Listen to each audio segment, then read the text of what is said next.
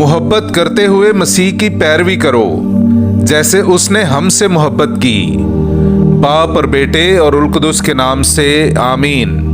मेरे अजीज़ों, आइए हम खुदावंद अपने खुदा का शुक्र करें जिसने आज का ये खूबसूरत दिन हमारी ज़िंदगी में बढ़ा दिया। तो आइए अजीज़ों, हम आज के दिन का आगाज़ बाइबल मुक़द्दस की तिलावतों से करते हैं। आज की पहली तिलावत मुक़द्दस पौलुस रसूल का इफिसियों की कलीसिया के नाम ख़त, उसका चौथा बाब 32वीं आयत से लेकर 5वें बाब की 8वीं आयत तक। और तुम एक दूसरे पर मेहरबान और नरम दिल हो और एक दूसरे को बख्श दिया करो, चुनांचे खुदा ने भी मसीह में तुम्हें बख्श दिया है। बस तुम प्यारे फर्जंदों की तरह खुदा के मुकल्लिद हो और मोहब्बत से चलो जैसे मसीह ने भी हमसे मोहब्बत की है और हमारे इवज़ अपने आप को शीरीं खुशबू की मानिद खुदा की नज़र करके कुर्बान कर दिया है।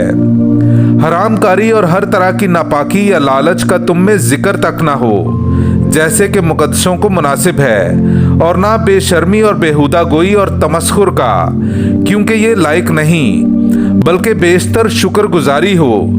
क्योंकि खूब समझ लो कि किसी हरामकार या नापाक या लालची की जो बुत परस्त के बराबर है मसीह और खुदा की बादशाही में मिरास नहीं। कोई तुम्हें फजूल बातों से धोखा ना दे, क्योंकि ऐसी बातों के सबब से खुदा का गजब जिद के फर्जंदों पर पड़ता है। बस तुम उनके शरीक ना हो, क्योंकि तुम पेशतर तारीकी थे मगर अब खुदा में नूर हो। तुम नूर के फर्जंदों की तरह चलो। पाक कलाम का पढ़ा और सुना जाना हम सब के लिए बाइस बरकत हो। खुदा का शुक्र हो। प्यारे फर्जंदों की तरह खुदा की तकलीद करो। मेरे अजीज़ों, आइए हम खुदावंद अपने खुदा की हम्दो तारीफ़ करें। मैं आपके सामने पढ़ूंगा ज़बूर नंबर 1, उसकी पहली से चौथी और फिर 6ठी आयत।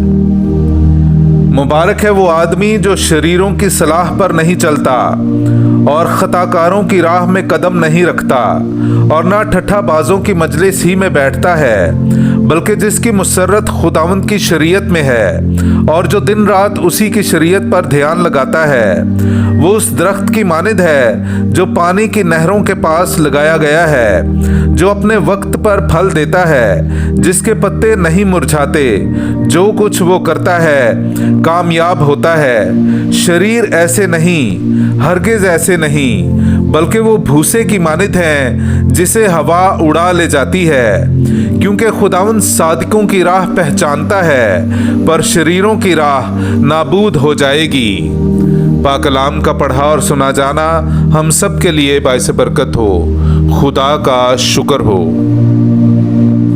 और अब हमारे बचाने वाले मसीह यसू के ज़हूर से जाहिर हो गया है, जिसने मौत को नेस्त और हयात व बका को इंजील के वसीले से रोशन कर दिया है। हालेलुया। मेरे अजीज़ों, आइए हम आज का इंजीली इक़्तिबास सुनते हैं। इंजील मुक़द्दस बामुताबिक मुक़द्दस लूका, उसका 13वां बाब 10वीं आयत से लेकर 17वीं आयत तक। और सबत के दिन वो किसी इबादत खाने में तालीम देता था, और देखो एक औरत थी जिस पर 18 बरस से कमजोरी की रूह थी। वो कुबड़ी हो गई थी और बिल्कुल सीधी ना हो सकती थी। यीशु ने उसे देखकर अपने पास बुलाया और उससे कहा, बीबी, तू अपनी कमजोरी से छूट गई। और उसने उस पर हाथ रखे और वो उसी दम सीधी हो गई और खुदा की तमजीद करने लगी। तब इबादत खाने का सरदार, इसलिए कि यीशु ने सबत के दिन शिफा बख्शी, खफा होकर हुजूम से कहने लगा, 6 दिन है जिनमें काम करना चाहिए, बस उनमें आकर शिफा पाओ, ना कि सबत के दिन। तब खुदावंद ने उसका जवाब दिया और कहा, ऐ रियाकारो, क्या हर एक तुम में से सबत को अपने बैल या गधे को थान से नहीं खोलता और पानी पिलाने नहीं ले जाता? बस क्या वाजिब ना था कि ये जो इब्राहिम की बेटी है, जिसे शैतान ने, जरा ख्याल तो करो, 18 बरस से बांध रखा था, सबत के दिन इस बंद से छुड़ाई जाती?